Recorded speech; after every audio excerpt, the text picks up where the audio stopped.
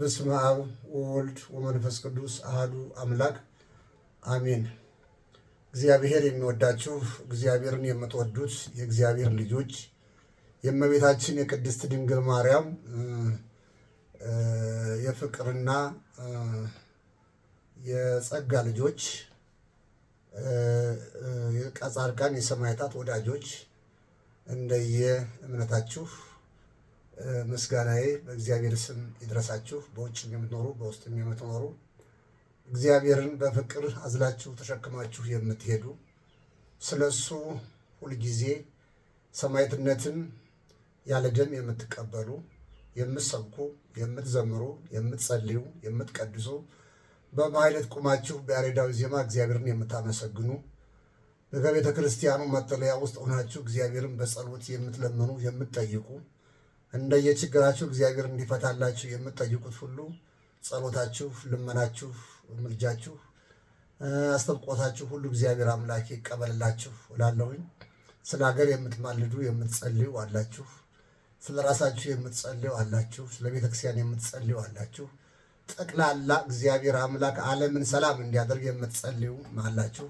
ስለዚህ እያንዳንዳችሁን እግዚአብሔር አምላክ እንዲቀበልላችሁ እኛንም በጸሎታችሁ እንዳትረሱን እየጠየቅኩ ዛሬ እንደ እግዚአብሔር ፈቃድ ወደዚህ ሚዲያ የመጣሁት ባለፈው መጽሐፍ ቅዱስን በማገለባበጥ ስግደት በመጽሐፍ ቅዱስ ውስጥ እንዴት ድርሻ እንዳለው ቦታ እንዳለው ለማን ነው የሚሰገደው፣ የሚሰግዱት ሰዎች ለማን ነው የሚሰግዱት የሚለውን ስግደት ስንት ነው የሚለውን ተመልክተን ነበርና ዛሬ ደግሞ ኦርቶዶክሳዊ ቤተክርስቲያን ስግደትን በስንት መልኩ ነው ከፍላ የምታየው የሚለውን እንመለከታለን። አንደኛው የአምልኮ ስግደት ለእግዚአብሔር የሚቀርብ ነው። የጸጋ ስግደት ለቅዱሳን የሚቀርብ ነው። በዚህ በሁለት እንከፍለውና ስግደት ግን ራሱን የቻለ ያሰጋግድ መልኩ ደግሞ በሶስት ይከፈላል። ስለዚህ የአምልኮ ስግደት፣ የጸጋ ስግደት እንዲሁም ደግሞ የአክብሮ ስግደት ብላ በሶስት ታየዋለች ቤተ ክርስቲያናችን። እንግዲህ የአምልኮ ስግደት ለእግዚአብሔርና ለእግዚአብሔር ብቻ የሚቀርብ ነው። ለማንም የማይሰጥ ነው። ለማንም ፍጡር ለጻድቃንም ለሰማዕታትም የማይሰጥ ነው።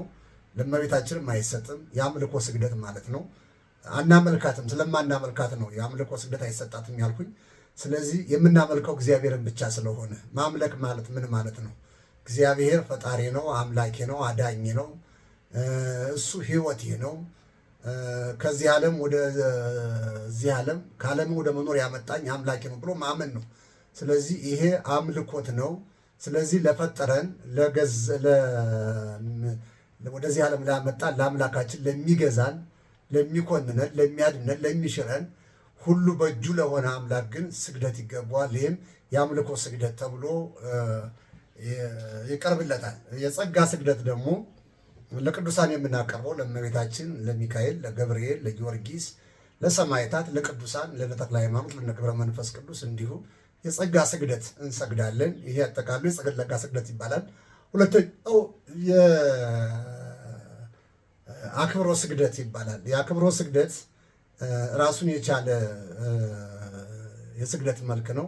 የአክብሮ ስግደት የምንሰግደው ለምሳሌ የሃይማኖት አባቶች ሲመጡ እንዲህ አንገታችን ዝቅ አድርገን ጤና ይስጥልን ብለን ማንኛውንም ሁሉ ሰዎችን ሳንወስን ሳይሆን ትልቅ ሰዎች ናቸው የምንላቸውን የሃይማኖት እጃቸውን ጨብጠን እንዲህ እጅ እንነሳለን። ይሄ የአክብሮ ስግደት ሊሆን ይችላል። ስለዚህ እግዚአብሔር ልጆች በዚህ መልኩ ነው የኢትዮጵያ ኦርቶዶክስ ተዋሕዶ ቤተክርስቲያን ስግደትን በተመለከተ የምታስተምረን እና እስኪ እያንዳንዱ ገባ ብለን እንመለከታለን። የስግደቶቹ ስምና መልክ ምን ይባላል በሚልበት ጊዜ በክፍል አንድ የምናየው ስለ ስግደት ምንነት ነው። ስለ ስግደት ምንነት፣ ስግደትስ የሚሰገድና የማይሰገድባቸው ጊዜዎች አሉ ወይ የሚለውን እንመለከታለን። ስግደት የሚሰገድባቸው የማይሰገድባቸው ጊዜዎች አሉ ወይ በኢትዮጵያ ኦርቶዶክስ ተዋሕዶ ቤተክርስቲያን ብለን ስንመለከት አሉ፣ የሚሰገድባቸው የማይሰገድባቸው፣ ይህን እንመለከተዋለን። ስለዚህ እግዚአብሔር አምላክ አይነ ልቦናችንን ገልጾ አይምሯችንን ብሩህ አድርጎ የባዘነ ሕሊናችንን ሰብስቦ የቆሸሸ አካላችንን አንጽቶ ወደ መጥፎ ነገር የምንተረጉምበትን የተሳሳተ አስተሳሰባችንን ከኛ አስወግዶ ቅኑን ነገር ወደ ውስጣችን አስገብተን ከሃይማኖት የሚያስወጣንን ነገር ደግሞ ወደ ውጭ ጥለን ማንንም ሳንኮንን ማንንም ሳናደንቅ ለእግዚአብሔር ተገዦች ብቻ እንድንሆን እግዚአብሔር አምላክ ይርዳል። በነገራችን ላይ ይህንን ካልሁኝ ብዙ ጊዜኛ የሰዎች ደጋፊዎች ነው። በሃይማኖት ቁጭ ብለን ሰው ደጋፊዎች ነው የሆነው። የሰው ስም እያነሳን መድረኩንም ብዙ ነገሮቻችን ሁሉ በሰዎች ላይ ተደገፉ ሆነው ወደ ሰዎች አምልኮት ሰዎችን ወደ ማምለክ ደረጃ እየደረስን ያለንበት ዘመን ላይ ያለነውና አምላካችን እግዚአብሔርን ብቻ አምልከን የመንግስቱ ወራሽ እንድንሆን ቅዱስ ፈቃዱ ይሁንልን። ነገር ግን እንግዲህ ጊዜያችን ዛሬ አስቸጋሪና አስጨናቂ የሚያስፈራና እጅግ ውስብስብ ያለ የዓለሙም ጸባይ የሰውም አስተሳሰብ የቴክኖሎጂውን ንጥቀት እና ዘመኑ የወለዳቸው መገናኛ ብዙሃኖች ከእግዚአብሔር መንግስት አስወጥተውናል። ብዙ ጊዜ የሃይማኖት ልብስ፣ የሃይማኖት ካባ፣ የሃይማኖት ቆብ ደርበን እንሄዳለን። ነገር ግን በየመቤታችን ስንገባ ግን ይህን ሁሉ ውልቅልቅ አድርገን ዓለማውያንን የሚመለከቱትን ወይም ቲክቶክ ወይም ፌስቡክ ወይም ደግሞ ዩቲዩብ ጎርጉረን የአንድ ሰው ደጋፊ ሆነን ነው የምንገኘው። ደጋፊዎች ነን። ቲክቶክ ደጋፊ ነን፣ የዩቲዩብ ደጋፊዎች ነን። ከዛ አልፈን የሰዎች ደጋፊ እዚህ ጋር ደግሞ መተን ደግሞ የሚመስሉን ሰዎች ደግሞ ከቤተ ክርስቲያን ውስጥ መርጠን ለእነዚያ ሰዎች ደግሞ ደጋፊዎች ነን። ስለዚህ አሁን ከእግዚአብሔርን ከመደገፍ እግዚአብሔርን ወደ እግዚአብሔር ልጅነት ከመምጣት ይልቅ በመንፈስ ቅዱስ ከመብሰል ይልቅ ወደ ታች እየወረን እየዘቀጥን ልብሳችንን ብቻ ሃይማኖት ልብስ ብቻ ሆኖ የቀረበት ዘመን አለና ስለዚህ ክርስቲያኖች ቆም ብለን እናስተውል። ማንም የማይሰሳት የለም። ትልልቆቹ ተሳስተዋል። እኔ አሁን አዲስ ነገር ልነግራችሁ አይደለም። የተመረጡትን እስከ ማሳት ድረስ ስልጣን እንዳለው ሰይጣን ወይም የዘመኑ ሰባኪያን ወይም የዘመኑ ሃይማኖት አራማጆች የተመረጡትን ሰዎች እስከ ማሳት ድረስ እንደሚደርሱ ራሱ ባለቤቱ ጌታችን ኢየሱስ ክርስቶስ እነሆ በዚህ እልፍኝ አለ ቢሏችሁ አትሂዱ፣ እነሆ በበረሃ አለ ቢሏችሁ አትሂዱ፣ እነሆ በአደባባይ አለ ቢሏችሁ አትሂዱ፣ በሸለቆም አለ ቢሏችሁ በእልፍኝ ቤት አለ ቢሏችሁ አትሂዱ ተብሎ ተነግሮናል። እነዚህ ሰዎች አጋንንት በስምህ አውጥተናል እንዲህ አድርገናል ብለው ይናገራሉ። ስለዚህ እኔ ግን አላቃችሁ ናቸዋለሁ ካለ በኋላ ብዙዎችን እስከ ማሳት አለና እንዲያውም የተመረጡትን ያለ ለይቶ የተመረጡትን ማለት በደረጃ ከፍ ያሉትን በሃይማኖት መሪነት የተቀመጡትን ሰዎች የክርስቶስ እንደራሴዎች ናቸው። ይመሩናል፣ ከእግዚአብሔር ጋር ያገናኙናል። ቀድሰው አቁርበው አስተምረው ለስጋችን ለነፍሳችንም ፈውስ ይሰጡናል። ከእግዚአብሔር ጋር ብንሰሳት ገስጸው ያስተምሩናል፣ ይመሩታል ያላቸው ሰዎች ዛሬ አንዱ አንዱን ደገፍኩ አንዱ አንዱን ደገፍኩ በማለት ስህተት መንገድ ላይ እየወደቁ ያሉበት ሰዎች ሆነው አግኝተናቸዋል። ይሁን ምንም ሰዎች እስከሆኑ ስጋ እስከለበሱ ውሃ እስከጠጡ እንጀራ እስከበሉ ስጋ እስከለበሱ ሞት እስከሚዳኛቸው ድረስ ሰዎች ናቸውና ምንም በዚህ ጉዳይ ላይ ብዙዎቻችን ባንወድቅ ባንነሳ እግዚአብሔርን ብቻ አርማ አድርገን ብንሄድ መስቀሉን ብቻ ብናይ ሰዎችን ባናይ እኔ ሰዎችን አናክብራቸዋለን ምንተዋቸው አይደለም። ትክክለኛውን ካስተማሩን አባቶቻችን ናቸው። ትክክለኛው መንገድ ከወጡ ከሳቱ ግን አባትነታቸውን ትተን ሰውኛ ወንድሞች ናቸውና ትናንትና የነበራቸውን ድካማቸውን ተመልክተን ልንጸልይላቸው ያስፈልጋል እንጂ ግማሹ የከበደ ደጋፊ፣ ግማሹ ያወቀ ደጋፊ፣ ግማሹ የበዳዳ ደጋፊ፣ ግማሹ የጫልቱ ደጋፊ ሆነን ባንገኝ ደስ ይለኛል። እኔ ፖለቲካ አይደለም ቤተክርስቲያን፣ የፖለቲካም ድርጅት አይደለችም። እዚያ ውስጥ ተከፋፍለው አንዱ አንዱን እየሰደበው እኛም ከነሱ ጎን ቁመን አንዱን አባት እያዋረን ሌላውን ደግሞ እያከበርን የምንሄድ ከሆነ በመጀመሪያ የምትሰደበው ቤተክርስቲያን ናት። አንደኛ ሰው እንደሌላት፣ ሁለተኛ ያልተማረ ኃይል እንደሌላት፣ ሶስተኛ ቅድስና ከኛ እንደራቀ፣ ሶስተኛ በመንፈስ ቅዱስ ይመራሉ የምንላቸው ሰዎች ሁሉ በዚህ ውስጥ ከገቡ መንፈስ ቅዱስ ከፋፋይ አይምሮ የለውም። መንፈስ ቅዱስ እንደፈለገው አይናገርምና ስለዚህ የምንናገርበትን የምናነበውን ማስተዋል መቃኘት ያስፈልጋልና ስለዚህ ሁላችሁም ረጋ ብላችሁ እግዚአብሔር የሚለንን እንስማ። እኔን ስሙኝ አይደለም ከኔ የበለጡ አንደበታቸው የሚጣፍጥ ትምህርታቸው እውቀታቸው ከነሱ እድሜና ጊዜ ጋራ የማይገናኝ ትልቅ የቤተ ክርስቲያን ልጆች እንዳሉ አውቃለሁኝ። ሰው የአቅሙን ያህል ጠጠር በጋ ይደገፋልና ሰው ትልቅ ነገር ሲወረውር እኔ ደግሞ እንደ አቅሜ ጠጠር በወረውር ያቺ ጠጠር እንደ የደካማውን ሰው ደግሞ ካገኘች ልትደግፈው ትችላለች ብዬ ነው እዚህ ውስጥ የገባሁትና የእግዚአብሔር ልጆች ሳትንቁኝ ሳትሰለቹኝም በእውቀታችሁም ከኔ በላይ እንደሆናችሁ አውቃለሁ። ነገር ግን በርታ፣ አይዞ፣ አንብ እንድትሉኝ ጭምር ነው የምፈልገውና አሁን እያለን የምንሄድበትን መንገድ እጅግ የማናስተውል ሰዎች እየበዛን ስለመጣን ቀሚሳችን፣ ልብሳችን ቤተ ክርስቲያን በዓመት በዓል ቀን ወይም ደግሞ ንግስ በሆነ ወይም በስቅለት ወይ ጥምቀት ላይ ስንሰባሰብ እጅግ ሚሊየን ነን። በብዙ ሺህ የምንቆጠር ሰዎች ነው ያለ ነው። በመቶ ሺህ አንድ ቦታ ላይ የምንገኝ ሰዎች ነን። ነገር ግን ክርስትና ሕይወታችን ሲፈተሽ ደግሞ ባዶ ነው። ከዚህ ሁሉ ሰው 10 ሰው አይገኝም። ስለዚህ የእግዚአብሔር ልጆች ሁላችሁም በያላችሁበት ጸንታችሁ እንደ መልአኩ እንደ ቅዱስ ገብርኤል ንቁም በህላዊ እስከክቡር አምላካችን እስከምናገኘው ድረስ ዛሬ ዥዋዥዎ የሚጎትተን ፍጡር በስቷል። አስጨናቂ ዘመን ላይ ያለ ነው። እጅግ ያስፈራል። የሚታመን ሰው የጠፋበት ዘመን ላይ ነው። ማንንም ልወቅስ አይደለም። የምናምናቸውም ሰዎች በእንዲህ ያለ መልኩ ካገኘናቸው ማንን ነው የምናምነው? የምናምነው እግዚአብሔር ነው። ነገር ግን የእምነት መሪ ነው ብለን የምንጠጋው ሰው ማለት ነው። ስለዚህ የእግዚአብሔር ልጆች ከኔ አንስቶ እጅግ አስፈሪ ዘመን ላይ ስላለን ሁላችንም እንጸልይ። እግዚአብሔር አምላክ የቤተ ክርስቲያን አምላክ ደግሞ ይህን ዘመን አሳልፎት ደግሞ ይህን ጊዜ አሳልፎት ደግሞ ጣዕማቸው፣ ፍቅራቸው፣ ትትናቸው፣ ትምህርታቸው፣ እውቀታቸው የሚገዙ አባቶች ይመጣሉ ብዬ አስባለሁ። አሁን ግን በዘር የሚቆጠር በዘር ቆራኛነት ልክ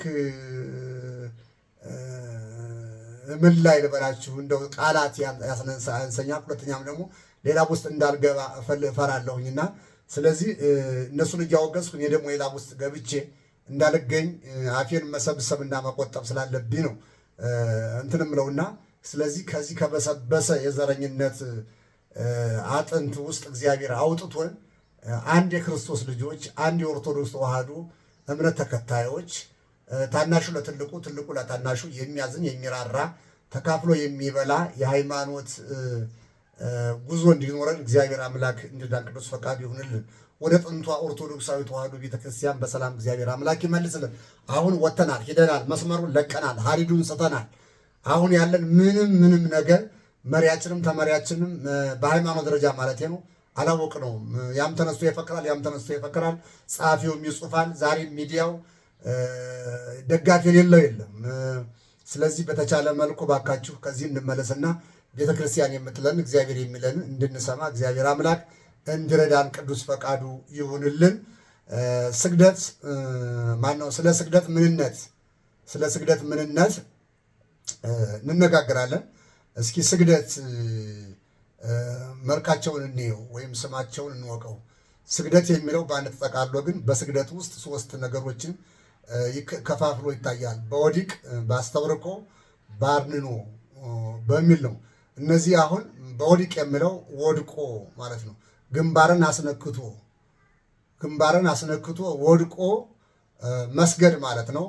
የአስተብርኮ ስግደት ደግሞ አለ። አስተብርኮ ማለት ደግሞ ከአንገት ጎንበስ ከወገብ ጎብደድ ብሎ ጉልበት ጋር ደርሶ መመለስ ማለት ነው። ባርኖ ደግሞ ከአንገት ብቻ እንደዚህ ተብሎ የሚሰገድ ስግደት ማለት ነው። የሚሰገዱ ስግደቶች ናቸው እነዚህ። እንግዲህ እነዚህ ስግደቶች ለማን የሚሰጡ? ለእግዚአብሔር ብቻ የሚሰገድ የባህሪ ስግደት ነው። የማን ብቻ የሚሰገድ? ለእግዚአብሔር የሚሰገድ ነው። እነዚህ ስግደቶች በምን ጊዜ ይሰገዳሉ ብሎ መመልከት ያስፈልጋል። እና እንግዲህ ቅድመ ሁኔታቸውን ከእያንዳንዳቸው ስንከታተል የምናገኘው ይሆናል። አድማጮቻችን፣ ተመልካቾቻችን፣ የእግዚአብሔር ልጆች፣ የእግዚአብሔር ወገኖች ለእግዚአብሔር ቀን ሙሉ ስትገፉ የምትውሉ ሁሉ በቤተ ክርስቲያን በየመጠለያው በቤተ መቅደሱ ውስጥ በቅኔ ማህሌቱ ውስጥ በመጠለያ ውስጥ እንዲሁም በውጭም በአፋም ሆናችሁ ጊዜ አልቀናችሁ ብሎ ሰዓት አላገኝ ብላችሁ በየሰው ቤት የምትንከራተቱ በየሀብታሞች ቤት የምትገዙ ለእንጀራ መስዋዕት የምትከፍሉ ግን እግዚአብሔርን የምትወዱ አምልኮታችሁን በጣም የምትወዱ እዛ ውስጥ ሲበላ እናንተ እየጾማችሁ እዚያ ውስጥ ውሸት ሲነገር እየተናገራችሁ እዚያ ውስጥ ለማደግ አንዱ ስሙን አጥፍቶ ሲያድግ እናንተ ግን እውነትን ይዛችሁ ደሞዛችሁ ተቀብሮ እታች የሆናችሁ ሁሉ እግዚአብሔር በምሕረቱ በቸር ነው። ይሄ ጊዜያዊ ነውና በጊዜያዊ ነገር እንዳትጎዱ እግዚአብሔር ከእናንተ ጋር ይሁን። የሚበልጠውን ይዛችኋል። ማርያምስ ሐሬት ሰናይተ መክፈልተ ዘኢያሃይድዋ፣ ማርያምስ የማይቀሟትን እድል መረጠች ብሎ መጽሐፍ እንደነገረን ሁሉ ስለዚህ እናንተም ማንም የመረጣችሁ ክርስቶስን ነው። መርጧችሁ ያለ ክርስቶስ ነው። እኔ መረጥኳችሁ እንጂ እናንተ አልመረጣችሁኝ ነው። እግዚአብሔር መርጧችሁ ነውና የምትኖሩትና ስለዚህ ለመረጣችሁ ለእግዚአብሔር ደግሞ ታማኝ መሆን ያስፈልጋልና የመረጣችሁም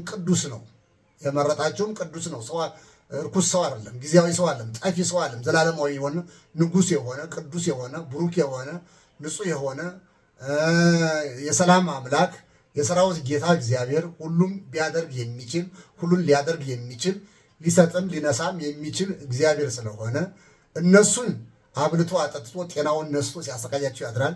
እናንተ ደግሞ የሚበላውን የሚጠጣውን ትንሽ አድርጎ በሰላም እንቅልፋችሁ ተኝታችሁ በሰላም ወጥታችሁ በሰላም እንድትገቡ ተረጋግታችሁም እንድትኖሩ በጎንና በጎናችሁ ጥይት፣ ማዕበል፣ ወሬ፣ ረብሻ፣ ፖለቲካ ችግር፣ የሃይማኖት ቀውስ፣ የዘመን ቀውስ፣ ረሃብ፣ ስደት እነዚህ ሁሉ ሲመጡ ግን ካላችሁበት ቦታ የማትንቀሳቀሱ የእግዚአብሔር ልጆች እግዚአብሔር ያውቃል ብላችሁ የምትኖሩ በሱ እውቀት ላይ ተደግፋችሁ የምትኖሩ ሁሉ ይሄ ቀን ያልፍና አምላካችን እግዚአብሔር ዘላለማዊ ህብስት ያበላችኋል፣ ዘላለማዊ ጽዋ ያጠጣችኋል። ከሰዎች አንሳችሁ አትገኙ።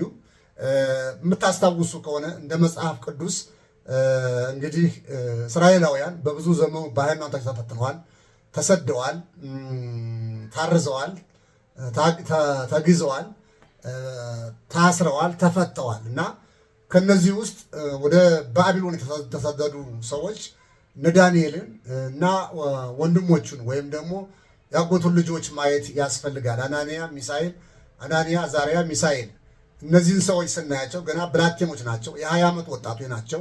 ሩጠው ያልቀደሙ በልተው ያልጠገቡ ገና ሰውነታቸው ለመታየት የደረሰ የጓጓ እንቡጥ ናቸው። ነገር ግን በዚህ በወጣትነታቸው በዚህ ጊዜያቸው ግን አምላካቸውን እግዚአብሔርን በሀገራቸውም ከሀገራቸውም ውጭ በሚበላውም በማይበላውም ሊቀይሩት አልቻሉም። ስለዚህ በሚበላውም በማይበላውም በሚለበሰውም በማይለበሰውም በጊዜና በሰዓት አምላካቸውን እግዚአብሔር ሊቀይሩት አልቻሉም። እኛ ጊዜና ሰዓት አይተን ቀይረዋለን። በሚበላን ቀይረዋለን፣ በሚለበስን ቀይረዋለን፣ በጓደኛን ቀይረዋለን፣ በጊዜያዊን ቀይረዋለን፣ በሰዓታት እንቀይረዋለን እግዚአብሔርን።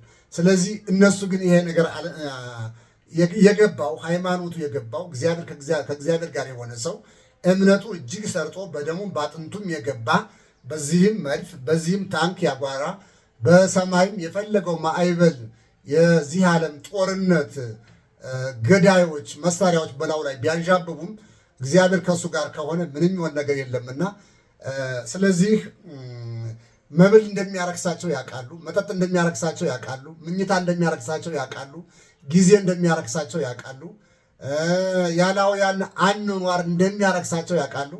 ስለዚህ በእምነት ስትኖር እነዚህ ሁሉ መጠንቀቅ አለብህ። ጊዜ ያረክሳል፣ ጓደኛ ያረክሳል፣ መብል ያረክሳል፣ መጠጥ ያረክሳል፣ ትዳር ያረክሳል። በቃ ባልተገባ መንገድ ትዳርም ራሱ ያረክሳል።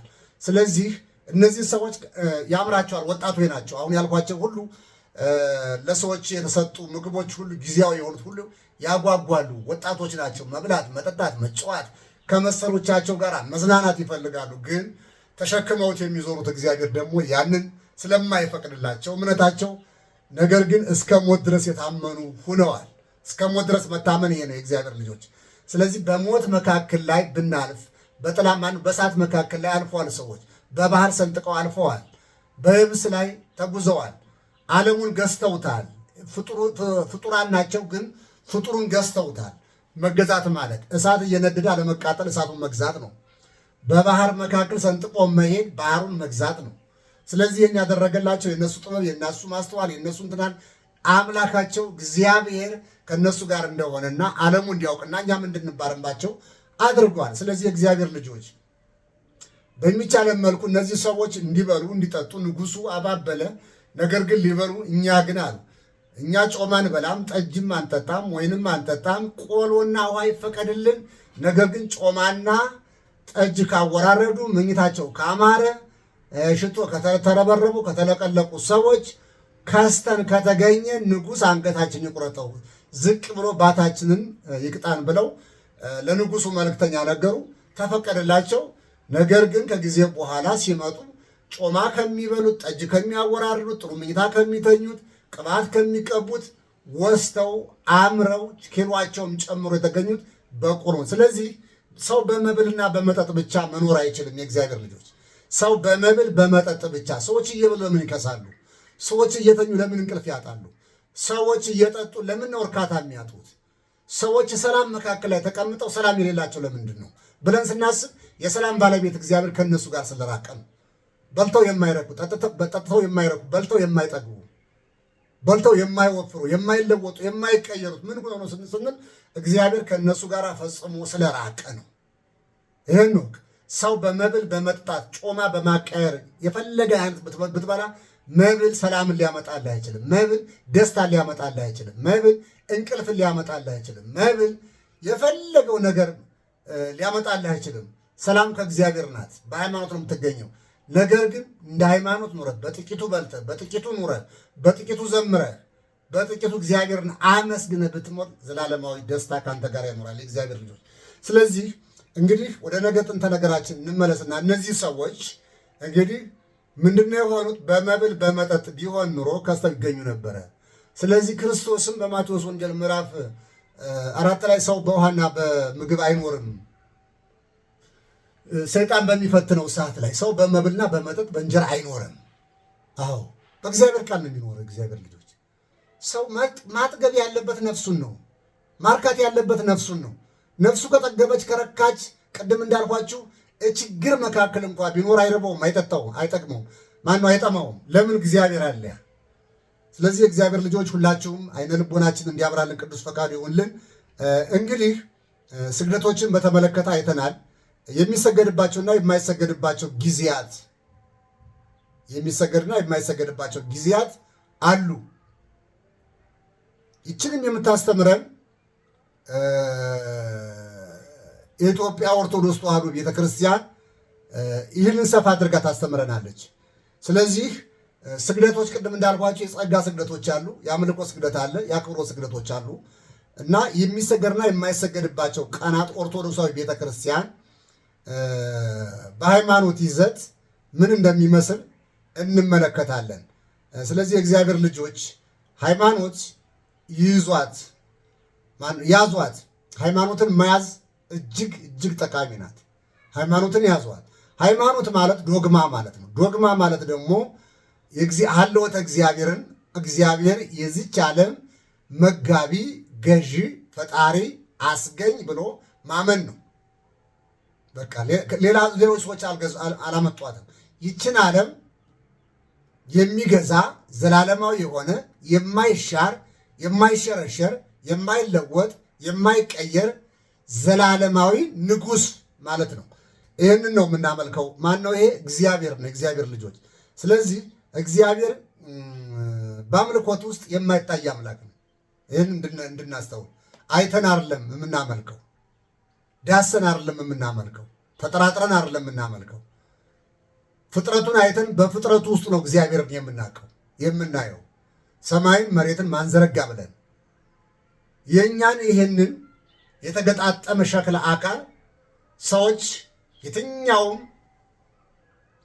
ቁሳቁስ ማምረቻ ላይ ሄዳችሁ ሰው የሚያመርት ነፍስና ስጋን አዋህዶ የሚያመርት የሚፈጥር የሚያናግር እስትንፋስ ያለው የሚናገር ልብ ያለው ቃል ያለው እስትንፋስ ያለው ፍጡር የሚያመርት የትኛውም ዓለም ላይ የለም።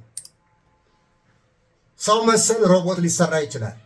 የሚንቀሳቀስ በኤሌክትሪክ በሌላም ሲስተም የሚንቀሳቀስ ሮቦት ሊፈጠር ይችላል።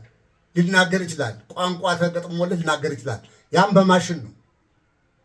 ከዛ ውጭ ግን በተፈጥሮ እንዲህ ሰውን አስመስሎ እግዚአብሔር በፈጠረው ባሪያው በምሳሌው ፈጥሮ ልክ ሰዎች ከፋብሪካ አምርተው ወደዚህ ምድር ላይ አምጥተው ይህን ያህል ሰው ፈጠር የሚሉት ነገር የላቸው።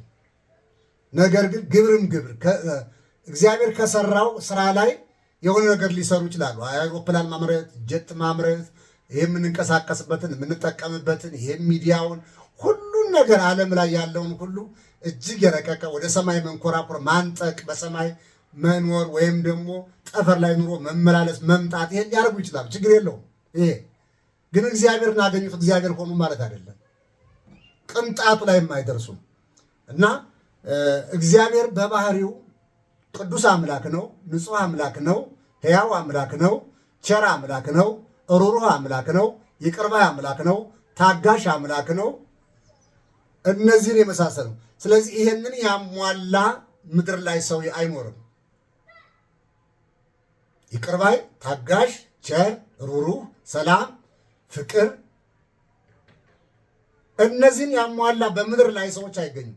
አራቱን ቢያሟላ በአራት ነገር የጎደለው ሰው ነው የምታገኙት። የሃይማኖት መሪ የሚሆን ወይ ትዕግስት አይኖረውም፣ ወይ ሰላም አይኖረውም፣ ወይ ፍቅር አይኖረውም፣ ወይ ገንዘብ ወዳጅ ይሆናል፣ ወይ ደግሞ ሰውን ከሰው ለይቶ የሚያይ ይሆናል። በተንሸዋረረ እምነት መነጽር የሚያይ ይሆናል። እግዚአብሔር ግን አንዱ ለሁሉ ሞተ ነው የሚለው መጽሐፍ ቅዱስ። ስለዚህ ዘር ቀለም ሳይል ለሁሉ ነው። ለጥቁሩም እግዚአብሔር አለ፣ ለነጩም እግዚአብሔር አለ፣ ለቀዩም እግዚአብሔር አለ፣ ለሁሉ ፍጥረት ሁሉ እግዚአብሔር ነው። ስለዚህ ይሄ አምላክ የማይቀየር የማይለወጥ በዶግማ ወይም ደግሞ የማይቀየሩ ነገር ተብሎ ከሚቀመጠው ወይ እናሸሽለው እግዚአብሔር የሚለውን ስም ወይም ደግሞ እግዚአብሔር የለም አልተወለደም ብለን የምናሸሽለው የምንለው ነገር የለም በዶግማ። ስለዚህ ያለና የሚኖር ዘላለማዊ ንጉሥ አልፋና ኦሜጋ ብለን እንሰግድለታለን። ስለዚህ የባህሪ ስግደት ነው የምንሰግድለት አምላካችን ስለሆነ ነው፣ ፈጣሪያችን ስለሆነ ነው፣ አስገኛችን ስለሆነ ነው።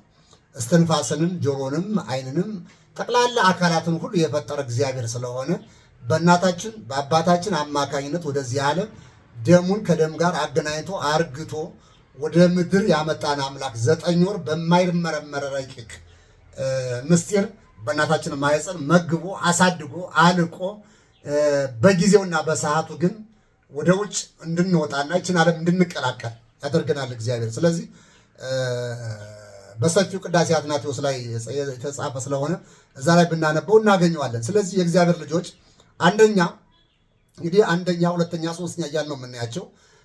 አንደኛ ስግደት ምን ጊዜ ነው የሚሰገደው ብለን ስንመለከት በጸሎት ጊዜ አንደኛው ነው። 6 ነገሮችን ነው የያዘው። ነገር ግን አንደኛውን እንመልከት። በ6 ነገር ተከፍለዋል፣ እናያቸዋለን።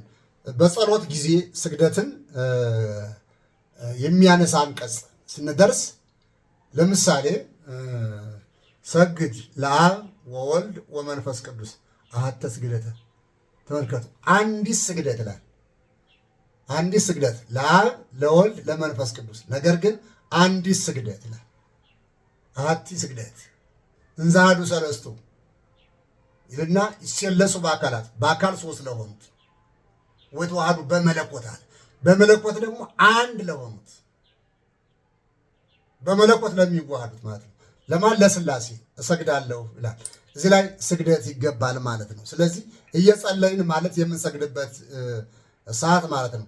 ይህን የሚያጠናክረው በፍትሐ ነገሥትም እንዲህ ይላል፣ የሚሰገድባቸው ጊዜያቶችና ቁጥሮች በቤተ ክርስቲያን ተጽፈዋል ይላል።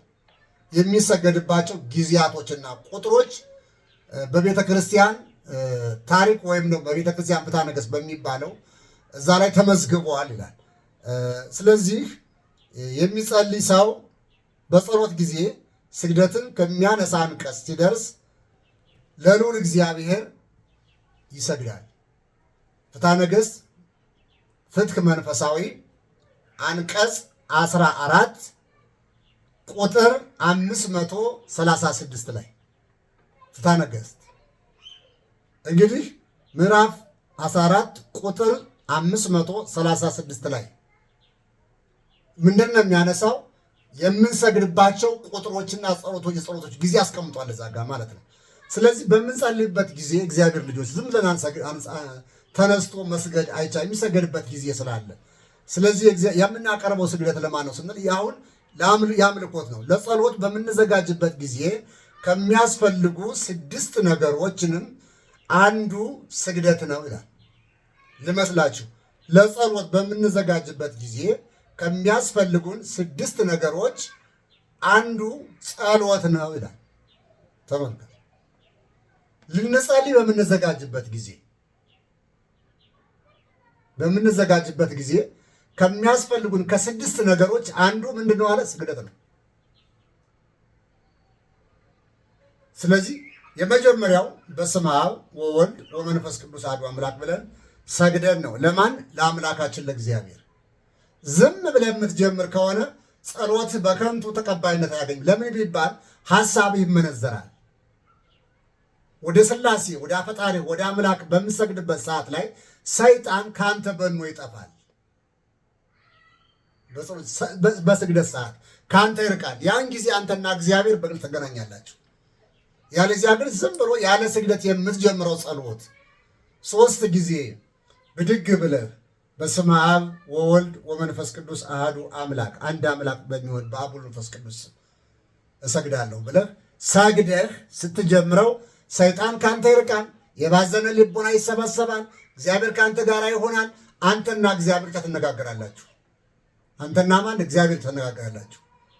ስለዚህ በዚህም ጩኸት ቢመጣ፣ በዚህም ጩኸት ቢመጣ፣ በዚህም ማዕበል ቢመጣ፣ በዚህም መገፋት ቢመጣ አንተ ከእግዚአብሔር ጋር ተገናኘ፣ ማንም የሚነቃንቅ የለም። አንዳንዴ በአስተምሯችን ውስጥ ዮሐንስ ሐጺርን እስኪ እንመልከተው ባጭሩ። እንቅብ ሽጦ ድሆችን እየረዳ ደካሞችን እየረዳ ሽምብራ እየገዛ ውሃ ከወንዝ እየቀዳ ይረዳና እግዚአብሔርን ያገለግል የነበረ ወጣት መነኩሴ ወይም በቁመቱ አጭር የሆነ ዓለም የናቀችው በእግዚአብሔር ዘንድ ትልቅ ግዙፍ ተራራ የሆነ ሰው፣ በሰዎች ዘንዳ ግን ዝግባ የማይባል ክብር የማይሰጠው። ይህን ነው መፈለግ ያለባችሁ። በሰዎች ዘንዳ ክብርን አትፈልጉ። የእግዚአብሔር ልጆች ስትጸልዩ ክብር አትፈልጉ። ስትሰግዱ ክብር አትፈልጉ። ሰው እንዲያችሁ አትፈልጉ።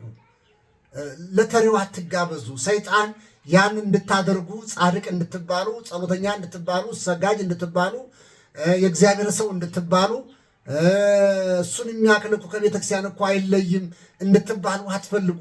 ሰው እንዲያችሁ አትፈልጉ። በሰው ዘንድ ምንም የሚመጣ ነገር ምንም ነገር ከንቱ ጉዳይ ይጥላችኋል። ስለዚህ በእግዚአብሔር ዘንድ እንድትታዩ ነው ማድረግ ያለባችሁ። የብዙ ሰዎች ጋብቻ ካሜራ የወረሰው በካሜራ ብቻ የቀረ ግን ከእግዚአብሔር መንግስት ያልደረሰ እግዚአብሔር ያላየው ጋብቻ ነው ያለ። ዛሬ ጸሎታችንን ይሆናል። በእኛ በአገልጋዮቹ ዘንዳ የጥሩ ዲያቆን ድምፅ ያለው መታየት የሚፈልገው በሰው ዘንዳ ነው። ብዙ ሰው በዛ ሲል ነው። ጥሩ ቄስ ድምፃዊ ካለ ሰው ጠርቀም ሲል በቃ ወዲያ ወዲህ ይንጎራድዳል። እንዲታይ ነው፣ ለተሬው ነው። እግዚአብሔር ያየኛል ብሎ ግን ማገልገል ግን ትልቅ ጸጋ ነው። እግዚአብሔር ያየኛል ብሎ መጸለይ ትልቅ ጸጋ ነው። ስግደትን ለእግዚአብሔር ብቻ ነው የማቀርበው ብሎ መስገድ ትልቅ ጸጋ ነው። ከዚህ ውጭ ያለው ሁሉ እግዚአብሔር ተሬው ነው፣ ከንቱ ነው የሚሆነው። ስለዚህ ሁላችሁም በምትጸልዩበት ሰዓት ላይ እናንተና እግዚአብሔር ተገናኝታችኋል ወይ? ወይንስ ደግሞ እንዳይታጎል ነው ወይ መጽሐፉን ዘርግተን የምናነበንበው? እንዴ አንተ ግን ስትጸልይ በረን ዝጋ። በስውር ለሚሰማ ለአባትህ ለእግዚአብሔር ንገረው እኮ ነው። በስውር ዋጋ ለሚከፍለው ነው እኮ የተባልነው። በስውር ለነገርነው በስውር የሚሰጠን እሱ ነው። ስለዚህ እግዚአብሔር የሚሰማ አምላክ ነው። በለሆሳስም ጸልይ፣ ጮኸም ጸልይ፣ እሪ ብለህም ተንበርከህም ጸልይ። እግዚአብሔር ልብን የሚመረምር እንጂ ፊትን የሚያይ አምላክ አይደለም። ስለዚህ በጸሎታችን ሰዓት ጥንቃቄ ልናደርግባቸው የሚገቡ ከእግዚአብሔር ጋር የሚያገናኙ የጸሎት አይነቶችን ነው አሁን እየተነጋገርን ያለን። እግዚአብሔር ልጆች ጸሎትና ስግደት ተዋራሽ ናቸው፣ የማይለያዩ ናቸው። ዘይት ያልገባበት ሽሮ አይጣፍጥም። ስግደት የሌለው ጸሎት ተቀባይነት የለውም። እንደ ቆምክ መጠን እንደ ቆም ትመለሳለህ። ሽሮ ስታፈላ ብዙ ነገሮች ትጨምርበታለህ። የመጀመሪያው ሽንኩርት ትከትፋለህ፣ ቀጥለህ ዘይት ታቁላላለህ፣ ቀጥለህ በርበሬ ትጨምራለህ፣ ቀጥለህ ጨው ትጨምራለህ፣ ቀጥለህ እንዲያል ሽሮ እንግዲህ አሰራሩን ብዛት ቀደም ተከተሉ ብቻ የሚገቡትን ነገሮች ነው። ቅመም ትጨምራለህ፣ የተለያየ ነገሮች አድርገህ ታጣፍጠዋለህ። ጸሎት ግን እንዲጣፍጥልህ የምትፈልግ ከሆነ ይሄ ነው። ግን ቀደም ተከተሉን ሳታስተውል ብትሰራው የማይጣፍጥ ነው። ሆድህን ይሞላዋል እንጂ ምንም ጣፋጭነት የለውም። አንዱ ተጎድራ አይጣፍጥህም። ለምን ቢባል ቲማቲም ከሌለው፣ ሽንኩርት ከሌለው፣ ዘይት ከሌለው፣ በርበሬ ከሌለው፣ ጨው ከሌለው፣ በተለይ ጨውን ተውና እነዚህን ሁሉ አድርግና ብላው። ምንም አይጣፍጥም። አልጫ ነው፣ አይጣፍጥም። እንዲጣፍጥ ከፈለግን ክርስቲያኖች እነዚህን ሁሉ የመሰሉ ቅመሞችን ፍቅርን ጨምርበት፣ ትሕትናን ጨምርበት፣ ትዕግስትን ጨምርበት፣ ሰላምን ጨምርበት፣ ፈሪሃ እግዚአብሔርን ደረብበት። እነዚህን ከጨመርክበት በጸሎትና በስግደት ላይ እግዚአብሔር ዘንድ ጣፋጭ መስዋዕት ነው። እግዚአብሔር ይቀበለዋል። እግዚአብሔር ይቀበለዋል። እነዚህ ነው እንግዲህ። ሌሎች ስንመለከት ደግሞ በምንዘጋጅበት ጊዜ ነው እንግዲህ አሁንም 6 ነገሮች አንዱ ስግደት መሆኑን ፍትሐ ነገሥት ከላይ በተጠቀሰው አንቀጽ ቁጥር 528 ላይ እና እስከ 535 ድረስ ይገልጻል ይህንን ነገር ማለት ነው። ስለዚህ በጸሎት ጊዜ ስግደት የሚያነሳ ንባብ ሲገኝ እንዲሁም ስግደትን የሚያነሳበት ቦታ ላይ ስንደርስ እየጸለይን መስገድ እንደሚገባን ያስተምረናል የእግዚአብሔር ልጆች። ስለዚህ አንደኛው ይሄንን ይመስላል። ሁለተኛውን እስኪ እንመልከትና እስከ 3 ያለውን እንመልከትና ቀሪውን ደግሞ 4ኛ 5ኛ የሚለው ደግሞ በሌላ ጊዜ እናየዋለን። አንደኛው ቅድም የዘረዘርኳችሁ ፍትሐ ነገሥት እንዴት እንደምንሰግድ በምን ጊዜ መስገድ እንዳለብን ጸሎትና ስግደት እንደማይለያዩ አይተናል። ሁለተኛው በጾም ወራት ጾም የሚቀደሰው በጸሎት ነው ይላል። ጾም የሚቀደሰው በጸሎት ነው። ዝም ብለህ ጾም ያድማ ነው። ስትጾም ጸሎት ያስፈልገዋል። ቅድም እንዳልኩ ስትጾም ጸሎት ያስፈልገዋል። ስትጸልይ ጾም ያስፈልገዋል። ስለዚህ ሁለቱንም አስተባብሮ ግድ መሄድ ያስፈልጋል። ነገር ግን ጾምን ብቻ እየጾም ጸሎት ከሌለው እሱ ጥሩ ኮት ለብሰህ ከረባት የሌለው ጥሩ ከረባት ልብስ ለብሰህ ጫማ የሌለው ካልስ የሌለው ባዶ እግር ማለት ነው። አንድ ሙሉ ሱፍ የሚያምረው ከረባት፣ ጫማ፣ ሸሚዝ ሲሟላለት ነው አይደል? ያምራል የምትለው። እስቲ ጥሩ አንቱ የተባለ ሱፍ አሰፋና ካልስ አታድርግበት፣ ጫማ አትግዛበት፣ ከረባት አትሰርበት፣ በሌላ መልኩ ደግሞ ሸሚዝ ከውስጡ አታድርግበት። አብዳል ነው የምትባለው። አብዳል ነው የሚለው። ስለዚህ ጾም የሚቀደሰው በጸሎት ነው። አዎ በጸሎት ነው። በምጽዋት ነው። አዎ በምጽዋት ነው። በእንባና በስግደት ነው። አዎ እነዚህን 3 ነገሮች 4 ነገሮች ማሟላት አለበት። እንግዲህ ጸሎት፣ ምጽዋት፣ በእንባና በስግደት ስትጾም፣ ስትሰግድ፣ ስትጸልይ ልታለቅስ ያስፈልጋል። እግዚአብሔር የሚሸነፈው በምድር ላይ ጦር አያሸንፈውም፣ አድማ አያሸንፈውም፣ ነገሥታት አያሸንፉትም። እግዚአብሔር ግን በርክክ የሚለው ለሚያለቅሱ ሰዎች ነው። ይህን ነው እንባ እግዚአብሔር አምላክን ከሚያሳዝኑት አንዱ ወይም ደግሞ ምሕረቱን እንዲመለስ ወደ አንተ እንዲሰማ ጸሎትን እንዲሰማ የሚያደርግ ትልቁ መሳሪያ ምንድን ነው? እንባ ነው። ስለዚህ እግዚአብሔር ልጆች ይህንን ጠንቅቀን ልንረዳ ያስፈልገናል። ስለዚህ በተቻለ መልኩ ሁላችሁም እንደነዚህ ያሉትን ጸሎቶችና ምግባሮች ልንከተል ግድ ይለናል። የእግዚአብሔር ልጆች እንግዲህ ሌላው ስለዚህም በጾም ወራት ጾማችንን ቅዱስ ቅዱስ እንዲሆንልን ጾማችንም እግዚአብሔር እንዲቀበለው በግድ ተገቢ ነው ይላል። መጾም መስገድ ተገቢ ነው። መስገድ ተገቢ ነው። ልመልስላችሁ ይህን ቃል አሁን ደግሜ ነግረዋለሁ። ሁለተኛው እንትን ላይ ያለሁት በጾም ወራት ጾማችንን ቅዱስ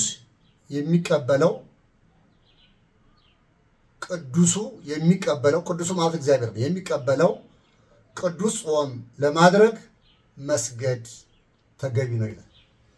በጾም ሰዓት ላይ መስገድ ተገቢ ነው።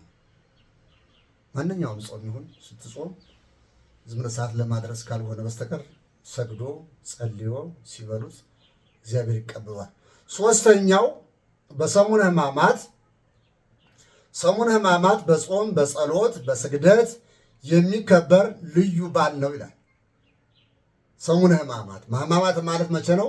ከሆሳዕና በነጋው ጀምሮ ያለ እስከ ትንሣኤ ሌሊት ድረስ ያለው ሌሊት ሰሙነ ሕማማት ይባላልና ይሄ ቀን ለየት ያለ የስግደት ሰዓት ነው።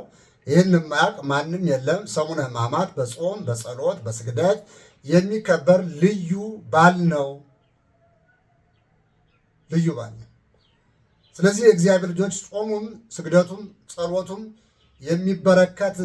የሚበረከተው የመጨረሻው የአብይ ጾም ሳምንት ነው ይላል።